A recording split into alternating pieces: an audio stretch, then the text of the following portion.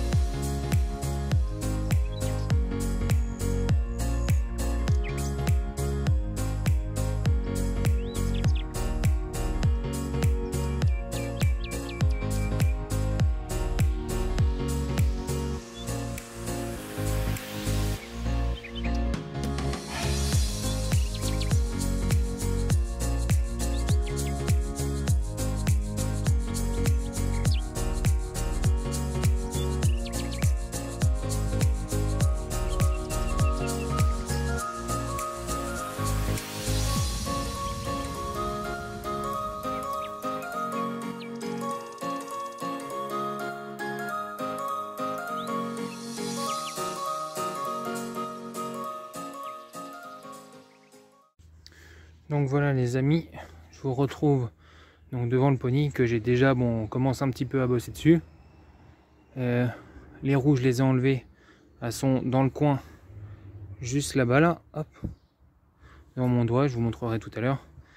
De toute façon, faut que je change les pneus, j'en ai déjà 2. Et après, il faut que je change les chambres à air aussi parce qu'on peut mettre la main à travers le tout et aller à l'intérieur de la chambre à air, donc c'est pas cool. Donc voilà, donc là on a le crochet d'attelage qui est juste ici. Bon, il y avait une boule qui avait été mise, ça va partir, c'est pas d'origine, mais le crochet voilà est d'origine avec la chape donc qui vient se prendre devant là-bas. Donc là on a une partie du système de relevage avec donc ça. Après il me manque des pièces parce que ici normalement pour les charrues il y a une petite manivelle avec un ressort qui vient pour aider à relever. Donc là ici c'est la manette pour, alors c'est pour le piquage principalement, mais là grâce à la pièce que vous voyez bouger là, le grand fer plat, donc grâce à celui-ci en fait ça va aider, ça va agir comme un relevage aussi qui va venir faire bouger ces pièces là. Bon, celle-là est attachée, mais voilà, celle-là qui est tenue par le petit fer plat qui est ici. Ensuite, qu'est-ce que je voulais vous dire? Oui, là on a donc la poulie avec la prise de force. Ici c'est l'embrayage. Donc là, c'est embrayé. Hein. Ça déjà, ça fonctionne, c'est plutôt pas mal. Et donc, ceux qui ont fait le relevage hydraulique, la pièce ici était pas la même. Et donc on avait un bloc relevage ici hydraulique, voilà. Donc le tableau de bord, bon, il manque les compteurs que vous pouvez apercevoir juste en bas, hop, ici. Donc on a le contacteur de phare qui se trouve en bas. Ici c'est la pression d'huile du moteur, et ici le cadran qui vient là, c'est la charge de la batterie. Donc ça tire du démarreur. Ici me manque celle du starter et celle du contact. Là c'est le démarreur et là c'est le starter.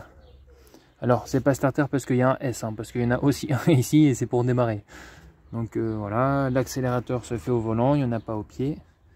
C'est un 3 vitesses seulement, un 3 vitesses et une marche arrière. Alors où est la vitesse? Ah, voilà.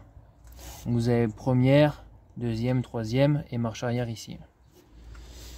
Donc bon, bien sûr ici les freins, la pédale d'embrayage.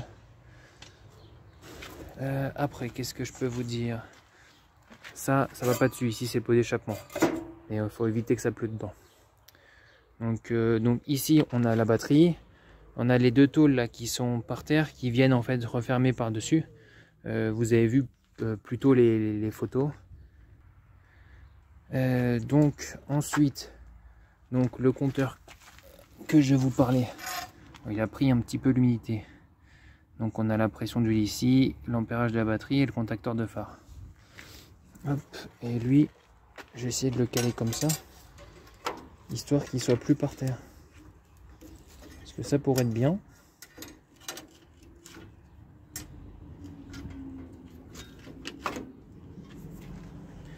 Donc ensuite, le démarreur, la dynamo. Celui-ci est équipé d'un régulateur.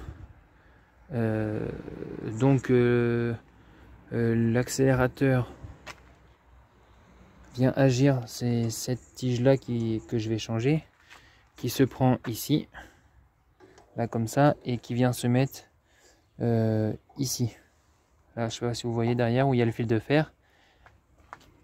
Donc voilà, c'est une que j'avais de rechange. Et donc là, alors hop, on bouge comme ça, on pousse, ça accélère. Là, ça joue après sur le carbu. Hein. Parce que oui, c'est un moteur essence. J'ai pas précisé, mais voilà, c'est un moteur essence. Ensuite, ces carrés-là servent pour mettre un outil. Par exemple, la bineuse peut être prise ici. Et après, on va juste lever les dents avec la pièce ici et une barre. On lève simplement les dents. Donc certains qui avaient le petit vérin que je vous parlais, le petit vérin, agissait, alors le montage du coup est assez différent, mais il agissait en gros à la place de cette barre. Je sais plus le montage exact parce qu'il y en a plusieurs, mais il agissait. Ça par exemple, je sais pas à quoi ça sert. Faudrait que je me renseigne. Je sais pas. Ensuite, qu'est-ce que je peux vous dire?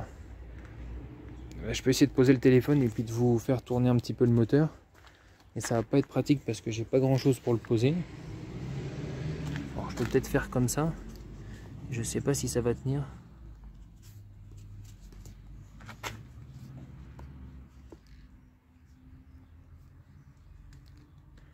Je vais vous le faire tourner à la manivelle. Simplement. En espérant que ça tienne. Alors.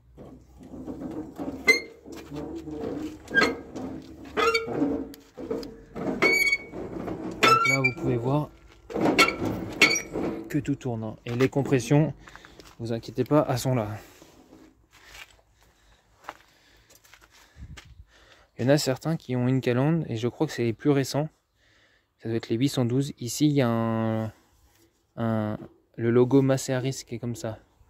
Là d'origine il y a le Pony qu'on aperçoit très légèrement les traces blanches. Il y a marqué Pony ici. Et après sinon il y a marqué Masearis ici. Donc voilà, après ici, donc on a la pompe manuelle à essence. Oui, sur celui-ci j'ai absolument tout le faisceau électrique à remonter. Donc c'est pour ça qu'il y a les fils. Donc on peut voir une bobine SEV Marshall. Le tracteur c'est en 6 volts qu'il est équipé, c'est pas en 12 volts. Donc voilà ce que je peux vous dire un petit peu dessus.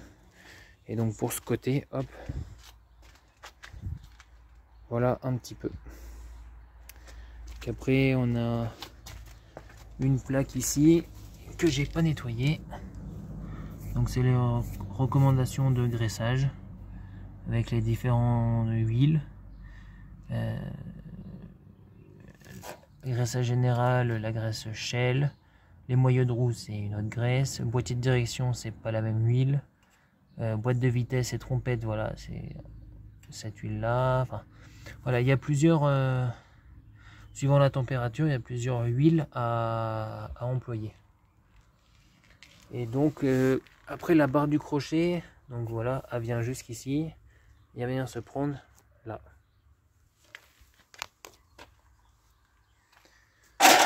Hop.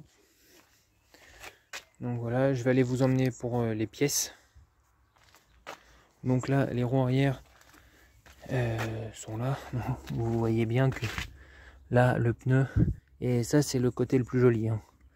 Mais là, le pneu, il est vraiment fichu. Hein. Donc voilà, on a une masse à l'intérieur. J'ai pas les masses extérieures. Là, c'est des roues avant de rechange. Et donc celle du bas a une masse qui vient dedans.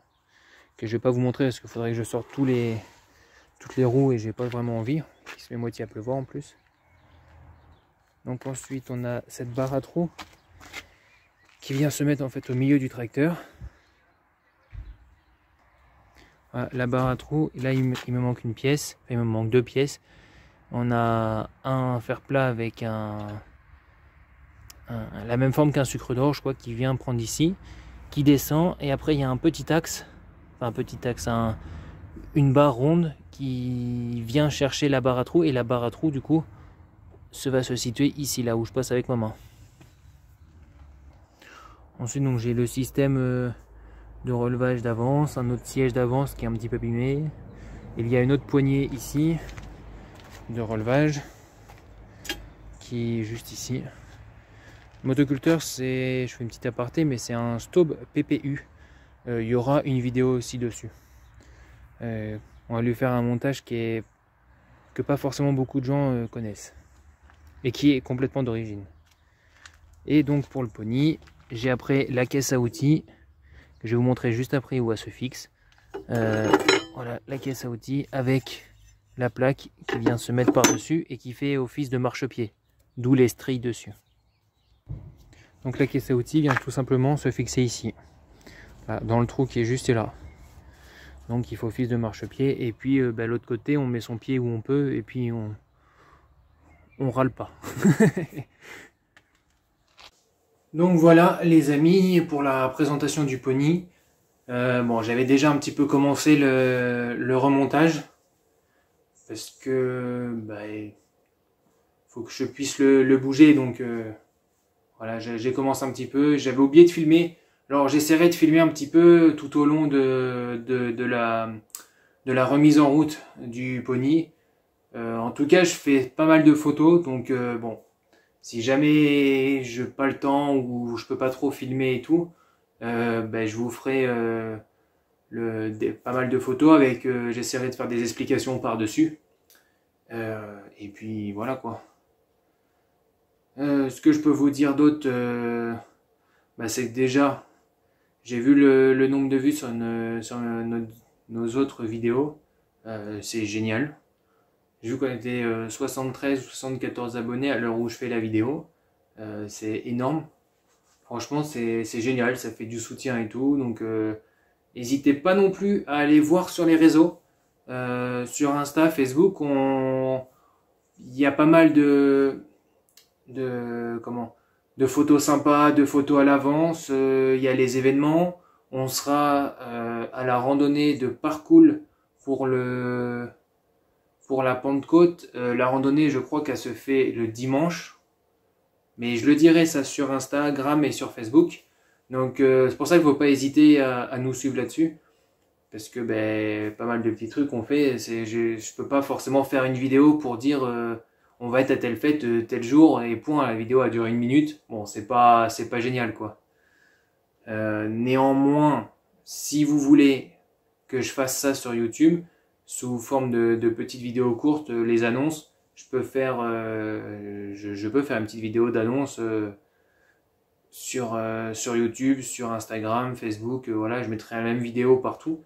Et comme ça, il y aura une annonce pour tout le monde. Si vous voulez, par contre, n'hésitez pas à le dire dans les commentaires, surtout. Parce que sinon, ça va être compliqué de le savoir. Et puis, donc, on sera sûrement à la randonnée de Parcours.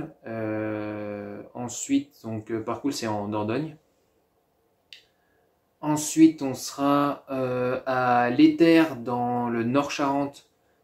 Donc, pas très loin de Confolens. Voilà, ça se passe le 10 et 11 juin. Nous, on y sera les 2 jours. J'y serai aussi avec mon ami de l'atelier du moulin, qui présentera ses moteurs et puis quelques autres petits trucs sympas. Franchement, n'hésitez pas à venir nous voir, à discuter avec nous tout simplement, en fait, voir par curiosité. On va essayer de faire un stand avec pas mal de vieux outils. Donc ça peut être aussi vachement intéressant. Comme il y a une bourse d'échange, j'aurai aussi quelques pièces à vendre. Donc je sais pas encore tout ce qu'il y aura, mais je sais qu'il y aura des jerrycans militaires. Donc s'il y en a que ça vous intéresse, faut pas hésiter à venir parce qu'on a eu un lot avec beaucoup de jerrycans et d'autres pièces. Mais ce truc c'est que les jerrycans, ça nous prend énormément de place pour pas grand chose quoi. Donc si vous en voulez, n'hésitez pas, on verra ça sur les terres, on verra ça sur place. Voilà ce que je peux vous dire. Donc sur ce, moi je vous dis merci de nous soutenir. Et puis à une prochaine vidéo. Salut!